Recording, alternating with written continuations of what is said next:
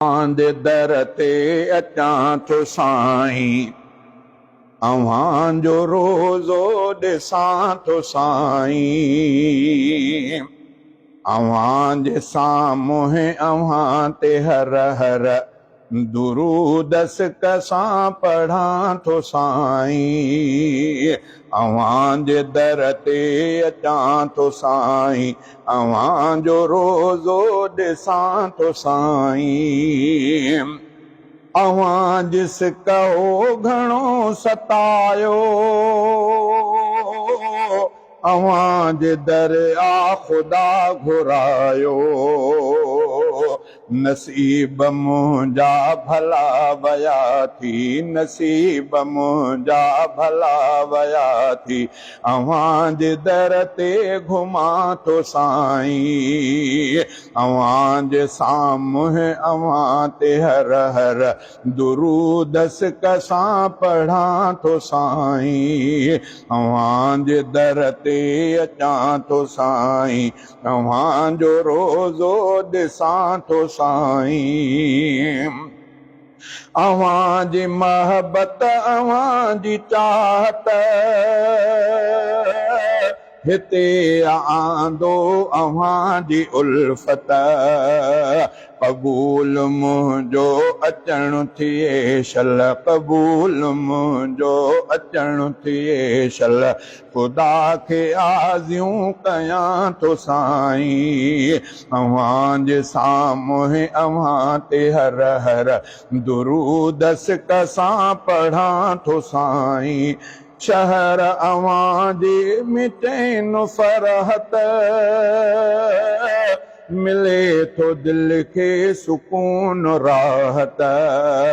अव्हां जे रोज़े जे आॾो वेही सलाम कसां चवां थो साईं। अव्हां जे दर ते अचां थो साईं, अव्हां जो रोज़ो ॾिसां थो साईं। ॾिसां थो साओ अव्हां जो गुंबद, करार दिल खे घणो मिले थो।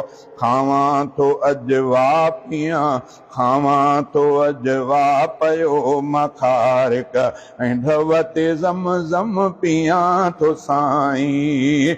अव्हां जे साम्हूं अव्हां ते हर हर दुरूद कसां पढ़ां थो साईं। उम्मीद आहे अव्हां में मूंखे त रोज़ महशर में मुंहिंजा साईं। प्यार जो मूंखे आबे कौसर, प्यार जो मूंखे आबे कौसर, इहे दुआऊं घुरां थो साईं। अव्हां जे साम्हूं अव्हां ते हर हर दुरूद कसां पढ़ां थो साईं। असांखे इमदाद हाजी मिलियो, शहर अव्हां जे में मुंहिंजा साईं।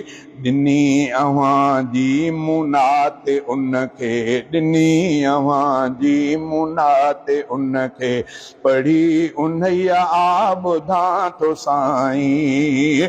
अव्हां जो रोज़ो ॾिसण सां सारा अब्दुल सलाम जा विया मुझारा। अव्हां जे दर ते पुॼायो परवर, अव्हां जे दर ते पुॼायो परवर, शुक्र जा सजदा ॾियां थो साईं। अव्हां जे साम्हूं अव्हां ते हर हर दुरूद कसां पढ़ां थो साईं। अव्हां जे दर ते अचां थो साईं, अव्हां जो रोज़ो ॾिसां थो साईं।